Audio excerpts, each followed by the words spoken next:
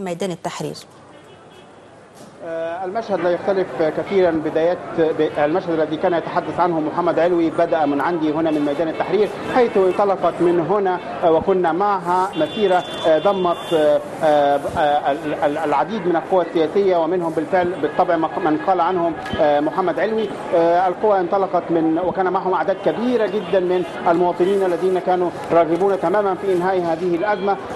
بالطبع كنا نتحدث عن نقمة الشارع هنا في ميدان التحرير، عدم وجود قوى سياسيه. ها هم تواجدوا بالفعل واتجهوا باعداد كبيره جدا وبقوه كبيره جدا، منهم الناشطون السياسيون ومنهم رجال الدين ومنهم اعضاء الاحزاب السياسيه. اتجهوا الى محيط وزاره الداخليه ومقر الاحداث فعليا، وكنا معهم هناك وراينا محاولات مستميته من كافه الاطراف في انهاء هذه الازمه. ربما يتحدث عن كيف تمت وما الذي حدث الذين كانوا في هذه المظاهره او في هذه المبادرة. نبدأ بمحمد عطية عضو المكتب التنفيذي لائتلاف شباب الثورة. ما الذي حدث عندما وصلتم إلى محيط وزارة الداخلية؟ أولا احنا صلينا العصر، كان بعد صلاة العصر على طول مباشرة اتجهنا من مسجد عمر مكرم بكل الشيوخ بالشيخ مظهر شاهين على رأسهم، والأستاذ خالد يوسف والأستاذ محمد العدل وبعض الشخصيات العامة وأصحاب وأعضاء الأحزاب المستقلين والأحزاب الليبرالية والعلمانية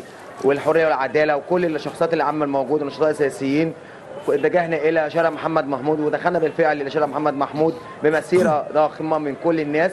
اللي احنا دخلنا شارع محمد محمود، نهايتنا محمد محمود، قلنا يا جماعه صلينا صلاه العصر جوه محمد محمود، وقلنا كلمتين يا جماعه ان احنا اهم حاجه عندنا مصر، واهم حاجه عندنا مصر، واهم حاجه مطالب الثوره فوق كل شيء. والناس مهال يا ترى فعلا كلام فعلا الشباب سمعوا كلام، وطلعنا بزغب كبير جدا من الشباب، ولكن في قله من الشباب كانت موجوده بالفعل امام الامن المركزي او امام محيط وزاره الداخليه بالفعل، ولكن من نعلم هم من، ولكن هم ليسوا تيار سياسي معقول من الشباب اللي هناك، ولكن هم فعلا من احداث شباب متحمس من احداث بورسعيد اللي كانت موجوده بالفعل.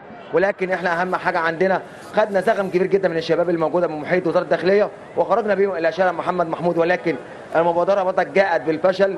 ولكن احنا بنحاول مره اخرى لحد ما يكون يعني ان شاء الله باذن الله بالنجاح وتوفيق ان شاء الله باذن الله. يعني عفوا احمد يعني ذهبوا في مسيره من اجل التهدئه. هل يعني من اجل ان يهدأ هؤلاء الشباب كان لهم مطالب معينه؟ ما هي هذه المطالب؟ وهي يعني واضح انه لم تنجح هذه الوساطه او هذه التهدئه. لا نستطيع الجزم بفشل المبادرة، لكننا نروي لك ما حدث بالفعل هناك من أطراف الذين كانوا مشاركون. مجدي حمدان عضو حزب الجبهة وأحد الذين كانوا متزعمين والداعين إلى هذه المبادرة يحدثنا عن ماذا حدث هناك وكيف تقيم ما حدث. والله احنا زي ما قال محمد عطية، بعد ما اتحركنا ومشينا ودخلنا لغاية وزارة الداخلية جوه، وجدنا مجموعة من الشباب، لكن مش ائتلافات مش التراس، لكن هم مصريين في الاول وفي الاخر، مصريين متحمسين، اللي بعض اصحابه ماتوا واللي بعض داخل بيقول رايه، لكن بيقولوا رايهم بعنف شويه. حاولنا التحدث معاهم، حتى الشيخ مظهر شاهين ما زال موجود، كان معانا دكتور احمد دراج والباشمهندس عز الدين اولي، مجموعه كبيره قوي من الائتلافات والاحزاب.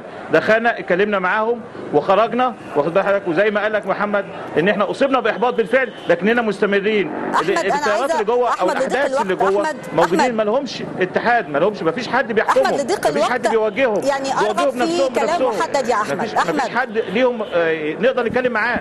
نعم. لضيق الوقت يا احمد، هل هذه المبادره ما زالت يعني هناك امل في انجاحها ام انها باءت بالفشل؟ كلام محدد، وما هي المطالب لضيق الوقت في دقيقه واحده؟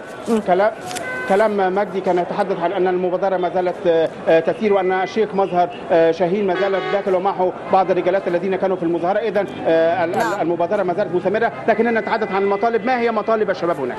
الشباب اللي هناك مطالبين بتطهير الداخلية، وتطهير الداخلية لن يتم بين يوم وليلة، ويمكن مجلس الشعب أعطى وزير الداخلية مدة 10 أيام للتطهير أو القبض على الضباط المتآمرين. احنا ما زلنا بنقول إن في بعض من أعوان حبيب العدل ما زالت موجودة في وزارة الداخلية، وهي من قامت بالمؤامرة بتاعة بورسعيد. احنا لو بصينا حضرتك في الاحداث وتصوير الاحداث هنجد ان مدير الامن بورسعيد كان واقف على جنب ولاعيبه الاهلي بتجري من جنبيه، مفيش حد تدخل، الامن لم يتدخل في منع المجزره في احداث تطهير بورسعيد. الشرطه واقاله النائب العام، لان النائب العام لم يتحرك بالشكل الضروري. تتخيل ان سفاره اسرائيل تم اجلاء رعاياها في 27 دقيقه، وان المصريين اللي موجودين في استاد بورسعيد تم اجلائهم في 3 ساعات.